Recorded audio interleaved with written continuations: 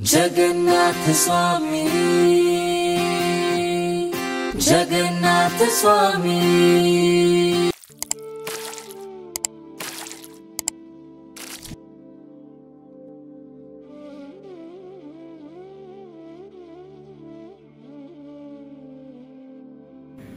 ভারতের চার ধামের অন্যতম ধাম হল পুরীর জগন্নাথ ধাম, যা ভারতের পূর্ব প্রান্তে উড়িষ্যা রাজ্যে বঙ্গোপসাগরের তীরে অবস্থিত। পুরীর জগন্নাথ মন্দির ভারতের অত্যন্ত পবিত্র এবং রহস্যময় মন্দির। কিংবদন্তি অনুসারে আদি শঙ্করাচার্য অষ্টম শতাব্দীতে ভারতের চার প্রান্তে এই ধামগুলো স্থাপন করেছিলেন হিন্দু ধর্মকে পুনর্জীবিত করতে এবং সনাতন ধর্মের প্রচার করতে।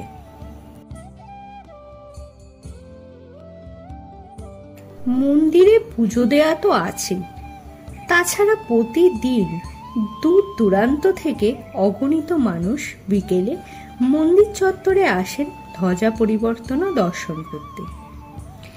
এই ধ্বজা পরিবর্তন কেবল একটি প্রথা নয়, এটি ভক্তদের গভীর ভক্তি ও বিশ্বাসের প্রতীক। এবং এই ধ্বজা শুধুমাত্র একটি কাপড় নয়, এটি পুরীর জগন্নাথ মন্দিরের এক জীবন্ত ইতিহাস এবং অলৌকিকতার প্রতীক, যা আজও ভক্তদের মনে এক গভীর ভক্তি ও বিস্ময় তৈরি করে। চলুন এই ভিডিওতে আমরা এই বিস্ময়কর দৃশ্যের সাক্ষী থাকি।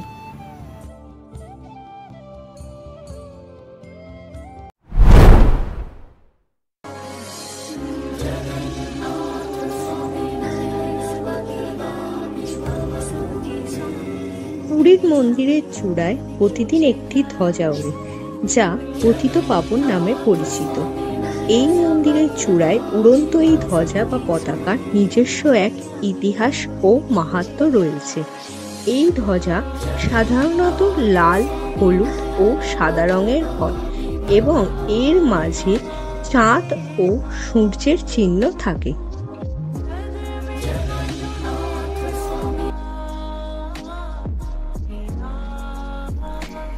ধ্বজায় থাকা চাঁদ ও সূর্যের প্রতীক গভীর তাৎপর্য বহন করে। এই দুই প্রতীক জগন্নাথ দেবের সার্বজনীন উপস্থিতি, অনন্ত কল্যাণ ও চিরন্তন আশীর্বাদকে বোঝায়।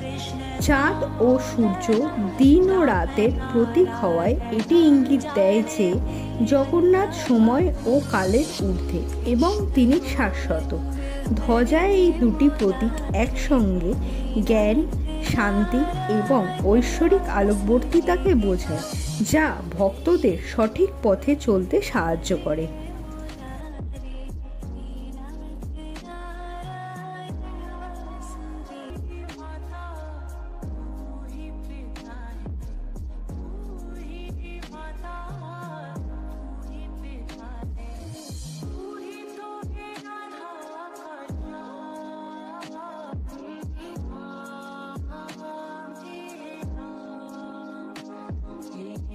ধ্বজাটি মন্দিরের চূড়ায় অবস্থিত নীল চক্রের ওপর ওড়ে। এই চক্রটিও রহস্যময় এবং বিশ্বাস করা হয় এটি মন্দিরের উপর দিয়ে বিমান উড়ানে বাধা দেয়। এই ধ্বজার অন্যতম অলৌকিক বৈশিষ্ট্য হল এটি হাওয়ার বিপরীত দিকে ওড়ে। এই ঘটনার কোনো বৈজ্ঞানিক ব্যাখ্যা আজও পাওয়া যায়নি এবং এটি এক গভীর রহস্যের জন্ম দিয়েছে।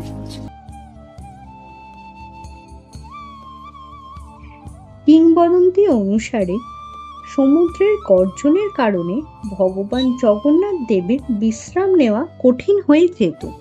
তখন হনুমানজি সমুদ্রকে তার গর্জন বন্ধ করতে বলেন। সমুদ্র অপারগতা প্রকাশ করলে হনুমানজি বায়ু বেগে মন্দিরের চারপাশে একটি বায়ুচক্র তৈরি করেন, যার ফলে সমুদ্রের গর্জন মন্দিরের ভেতর প্রবেশ করতে পারত না। সেই থেকে মন্দিরের ধ্বজা বাতাসের উল্টো দিকে ওড়ে বলে বিশ্বাস করা হয়।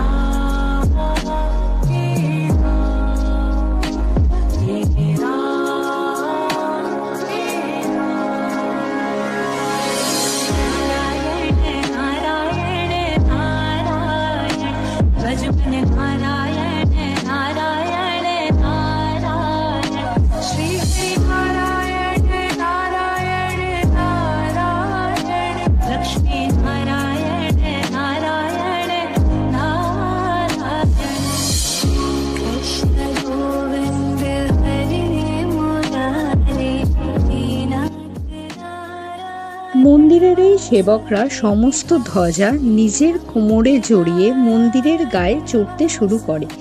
কয়েক মিনিটের মধ্যে সেবক মন্দিরের উপরে পৌঁছে মন্দিরের মূল ফটক সিংহদ্বারের দিকে ফিরে ঈশ্বরের উদ্দেশ্যে আরতি করে। তারপর আবার মন্দিরে গা বেয়ে উপরে উঠে যায় ধ্বজা পরিবর্তনের জন্য। ধ্বজা পরিবর্তনের পর পুরনো ধ্বজাগুলি সেবকরা নিজেদের গলায় জড়িয়ে নেমে আসে। এই ধ্বজাগুলি নেওয়ার জন্য ভক্তদের মধ্যে কাড়াকাড়ি পড়ে যায়।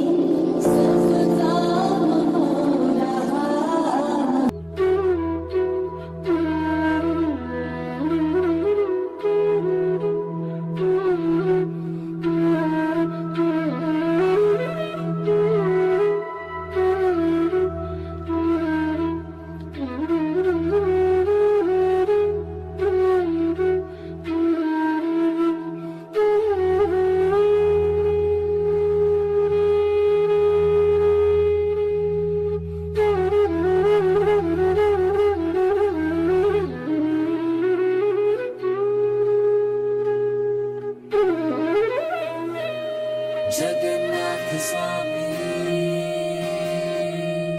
जगन्नाथ स्वामी। ঝড়, বৃষ্টি, রোদ, কোনো প্রাকৃতিক দুর্যোগই এই প্রথাকে ব্যাহত করতে পারে না। পুরীর মন্দিরের এই ধ্বজা প্রতিদিন বিকেলে পরিবর্তন করা হয়। প্রচলিত বিশ্বাস অনুযায়ী যদি কোনোদিন এই ধ্বজা পরিবর্তন করা না হয় তাহলে পুরীর মন্দির 18 বছরের জন্য বন্ধ হয়ে যাবে। এই বিশ্বাস এতটাই দৃঢ় যে আজও এই নিয়ম একদিনের জন্য ভঙ্গ করা হয় না। ভক্তদের কাছে এই ধ্বজা পরম ব্রহ্মের প্রতীক।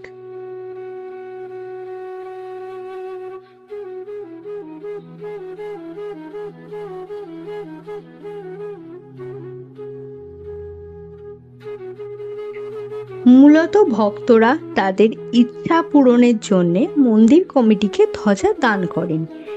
এই ধ্বজাগুলি সাধারণত লাল, হলুদ, সাদা বিভিন্ন রঙের হয় এবং লটারির মাধ্যমে একটি ধ্বজা প্রতিদিন মন্দিরের চূড়ায় টাঙানোর জন্য নির্বাচন করা হয়। পুরীর জগন্নাথ মন্দিরের ধ্বজা পরিবর্তনের একটি নির্দিষ্ট নিয়ম রয়েছে, তবে রঙের ক্ষেত্রে নির্দিষ্ট কোনো দিনের জন্য নির্দিষ্ট কোনো রং বরাদ্দ নেই। স্থানীয় লোকজনের বিশ্বাস অনুযায়ী যখন সাদা পতাকা ওড়ে তখন পুরীর আবহাওয়ার পরিবর্তন হয়, যেমন ঝড় বা বৃষ্টি ইত্যাদি হয়।